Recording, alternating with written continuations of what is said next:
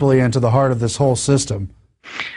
The case that brought me deeply into the system was back in 1983, which was a divorce, and I suffered what I thought was a great injustice, and I became a student of the legal system, and I've stayed there ever since.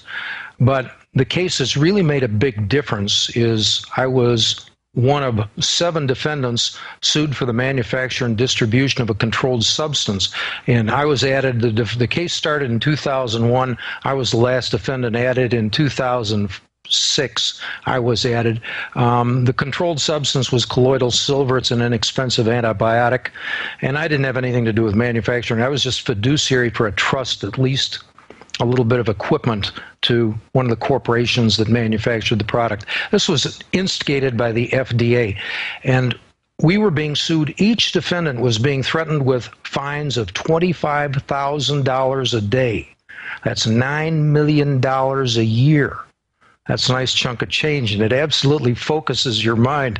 And you start defending against a lawsuit where you're being sued by the Attorney General of Texas for $9 million a year.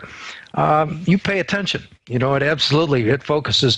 Well, I started reading the relevant drug laws, and when we read the Texas Health and Safety Code, section 431.002, subsection 14, it defined the meaning of drug.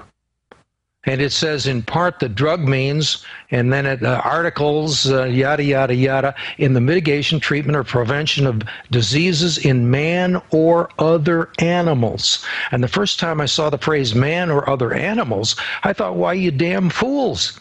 You don't know what you're writing there. It's not man or animals, it's man or other animals. They are defining drugs on the presumption that the people are animals. And I thought it was inadvertent the first time I saw it. And then it turns out later on in the same definition, the word man or other animals turns up a second time. And I began to realize this isn't an accident. We looked at the federal definition of drugs at Title 21, Section 321G1. And again, same definition, refers to man or other animals.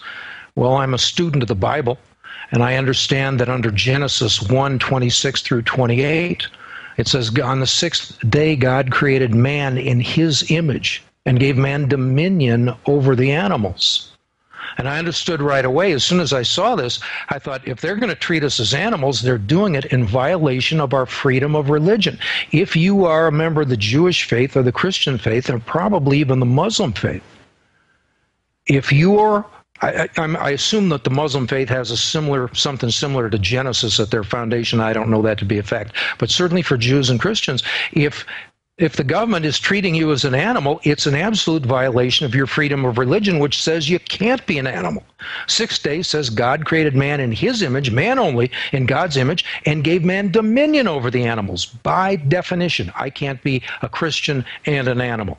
People can't be a Jew and an animal. This stuff has been done on purpose. They've put it in global governance treaties, Agenda 21, etc., where they want to give rights to animals and take away our sovereign rights under the Bill of Rights, Constitution, but really, as you point out, the natural rights, God-given. That's exactly right. We think the earliest instance we've found is 1906 Pure Food and Drug Act. And you can look in the Section 6 of the 1906 Pure Food and Drug Act. You can put it into the web. You can Google it. 1906 Pure Food and Drug Act. Look for Section 6. You'll see the phrase man or other animals to define both food and drugs. That means for over a century, the government has operated on the presumption that we are animals rather than men and women.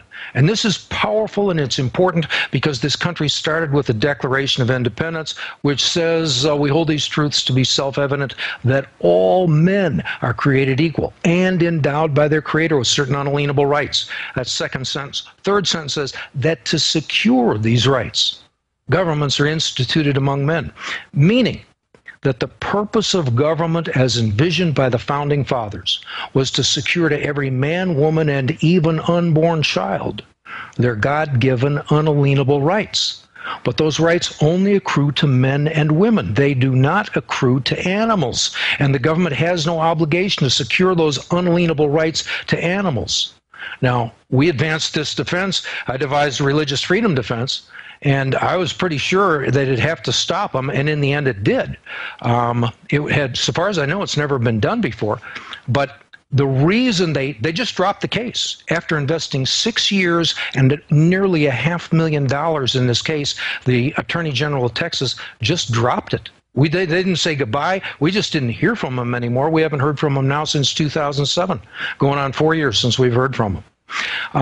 The reason is because the war on drugs is based on the presumption that the people are animals. If this goes to court and someone were able to prove in court and get a jury and especially an appellate court to agree that people aren't animals, there goes the war on drugs. If the war on drugs disappears, it laid the foundation for much of the modern police state. The modern police state would disappear if this argument went to court. The police state gave us the prison industrial complex. I've been told 70% of the people in the federal penitentiaries are there on drug-related crimes. That whole thing collapses if we can pull this definition out from under them. All of the police state, the prisons, the rest of that, it's built in a large degree on a mere definition that's been laying here in the books. Again, we traced this back to 1906. And so far as I know, I'm the first one to read the law, first layman at least, to read the law and understand what it meant.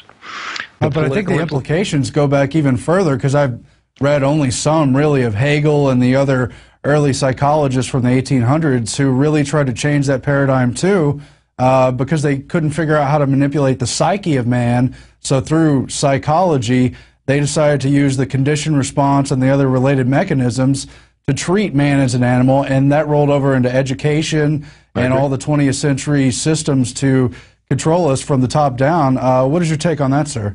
Well, I agree with you 100%. And one of the other classic examples is the government's stress on the theory of evolution. The theory of evolution was pushed at the American people from the early 1900s, right about the same time that the Food and Drug Act defined the people to be animals. Insofar as people accept the theory of evolution, they have to accept the idea that they are mere animals. They're not surprised by the concept. But what they don't get, what they don't understand is, insofar as you accept the theory of evolution, you have to accept that the government is your master and you are nothing but livestock. On the other hand, if you want to go back to the creation theory out of the Bible, under those circumstances, you can be a sovereign and the government is your servant rather than your master. There are powerful political implications in the theory of evolution. Most people think, oh, it's just science. No, it's not. It's big-time politics, and it's why government wants that theory of evolution. They want people taught, and they want people to believe. And, of course, it justifies the eugenics world state and the rest of it. Now, you got into how they were targeting you for selling colloidal silver. Right. What about the other silver, currency, the other things like raw dairy they've started trying to restrict? What happened to our natural right, to put things in our body as we see fit? You don't have a natural right if you're livestock. If you're an animal, where's your natural right? You have no more rights. You have no more intrinsic rights as an animal than a chicken on a Tyson poultry processing plant. They can trim your little beak off and put you in there where you're just elbow to elbow with 100,000 other chickens, and if you don't like it, too bad for you. You don't have any significant rights as an animal. The only thing that causes the government to give us any respect at all is we are a very peculiar animal in that we understand how to use firearms. And the government, so long as we have firearms, they have a very serious problem with this particular group of animals. But if they can get that away, at that point in time, you're like an unarmed chicken, again, in the poultry processing plant. You're not headed for a happy ending.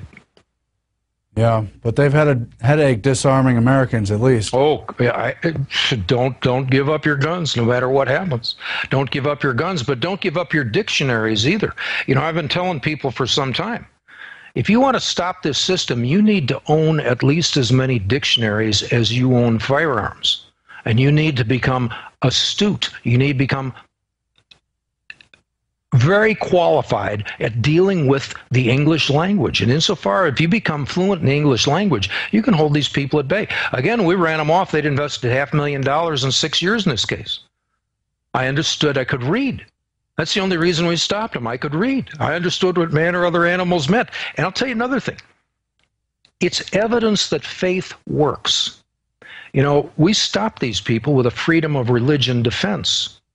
And it's evidence that it's not just mythology. There's foundation. There is power. If you can get into the Bible and actually understand it, there's arguments there. There's evidence there.